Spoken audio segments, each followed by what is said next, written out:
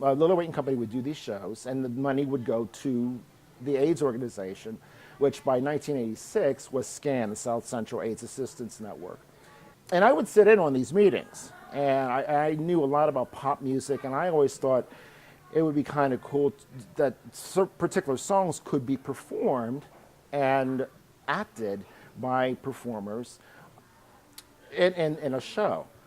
I had found out about SCAN, I think it was either 1985, probably 85, 86, and I wanted to get involved with something. That was my first involvement, basically, with anything that had to do with the gay community. So I don't know how it happened, but I ended up going to a meeting of people from SCAN.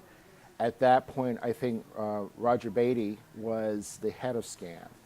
And I went to the first meeting, and I don't know if it was, I don't know if that was the election or just a regular meeting, but eventually either that meeting or the next meeting, I ended up becoming secretary of the organization. I think the proudest I am of it is, number one, the FAB, Fall Achievement Benefit. And that started, I think, in '96.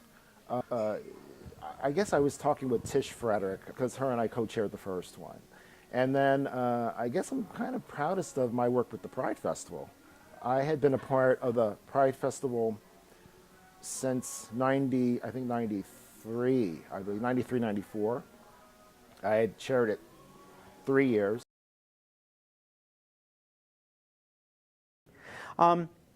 My first thought that something was different with me was when I was a child, about 5 or 6 years of age, and it was a Superboy comic strip, which I was recently talking to someone about. It was a comic strip in the early '60s where Superboy meets a girl alien who he's rather snarky to, and she turns Superboy into Supergirl and Clark Kent into Clara Kent, or Claire Kent. And I remember looking at that and going, that's what I want, when I was 5. No way to really conceptualize it or think about it, but I remember that. And I remember other various thoughts when I was growing up. As for many transgender individuals, when I hit puberty and my adolescence, then had lots more thoughts and feelings. But now we're talking about the late '60s, early '70s, and there was no context for it. You know, I had heard and read about Christine Jorgensen, and that was probably the only a public reference that I could find of someone being transgender. So I didn't understand it, and I compartmentalized it. I guess I'm very successful at compartmentalizing things.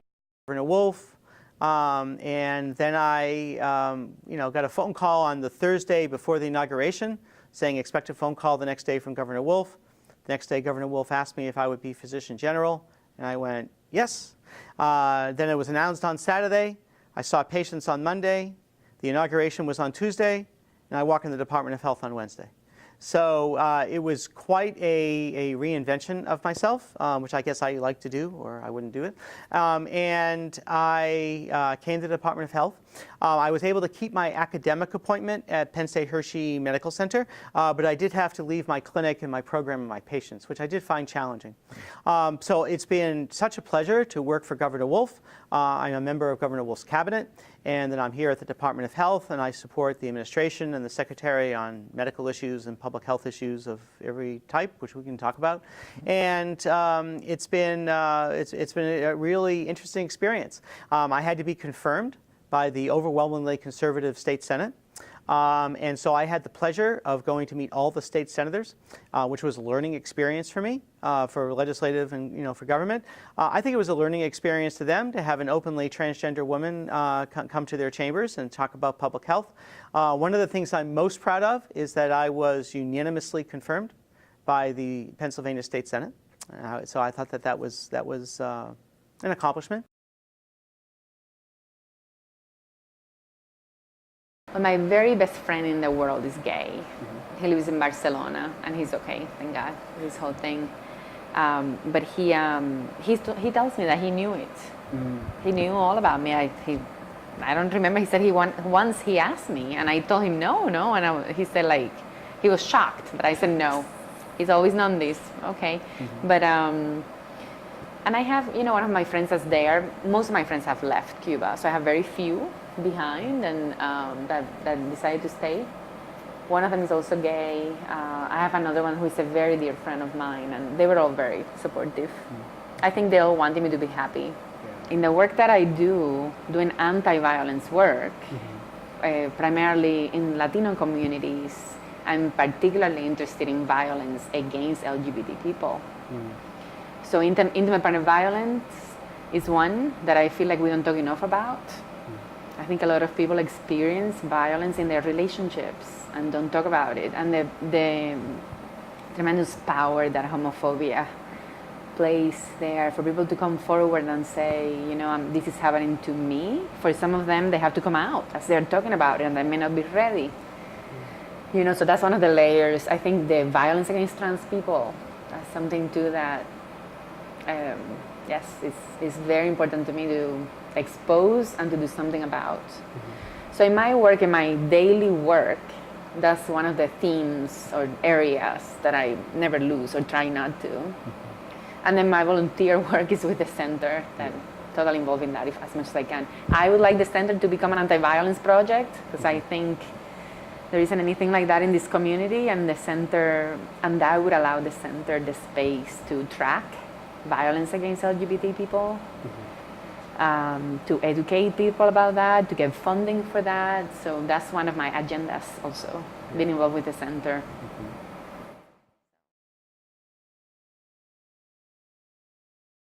Well, my boy name was John. And on the 14th of February 2001, John went into a box and he was never seen again. And Joanne stepped out boldly into her life later on the day of the 14th and fully on the 15th of February 2001. And what an exciting day that was. And Mom was right there with me to see the transition from her son to her daughter. And I have to tell you, there's a cute story that goes with that. While we were living in Nebraska, Mother was going to a very conservative, fundamental, non-denominational church. And I had attended with her once and met a friend of hers. And she, usually I found the excuse, I was still not totally happy with God, and had failed to find my place in the church at that point. And about 2 months into transition, we met this woman in the grocery store. And Mom and this woman are exchanging pleasantries. I forget the woman's name now, but they were talking back and forth. After they'd exchanged pleasantries for it, the woman turns and says, "Who's this?" And my mom says, "Well, that's my daughter Joanne." She says, "Oh my goodness." She says, "I knew you had a son named John. I didn't know you had a daughter named Joanne." She says, "Well, they're the same person, and I like her better." So that was the level of acceptance I had from my mother. She actually, I think, liked her daughter better than she ever liked her son. And she loved her son, so that's the level of support I had from her. It was at a Pride Festival in Reservoir Park. I sang with the men's chorus, as I do now, and it was the very first time we were on television, because this was the first year it was held at Reservoir Park. And this was 1992. It was a presidential election year, and there was a candidate for the Senate who wanted to become the first female elected to the Senate from Pennsylvania, and she made an appearance, and that made the news. We just happened to be standing behind her, and so I get to work the next day, and I mean, I couldn't tell what my boss was thinking. He didn't, like I said, he didn't make it an issue. He just acknowledged, okay, this is what it is. And that was that. It didn't become an issue. I think he just wanted to let me know, well, now I know.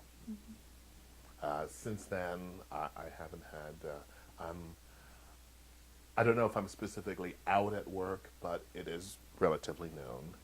And I'm very fortunate, because I know that not everybody has that advantage, because, you know, even though gay marriage is legal in Pennsylvania, as people have continued to point out, you can get married, but if you put the picture of your significant other on your desk, you could lose your job, because they're you know, with the exception of a few municipalities in Pennsylvania, there is no statewide anti-discrimination law as there should be. You know, it's been proposed in the legislature several times over. We seem to be, you know, getting a little bit closer each year, but it's still not the law of the land, and it's still not illegal in many areas of Pennsylvania to lose a job or a home, you know, because of your sexual orientation.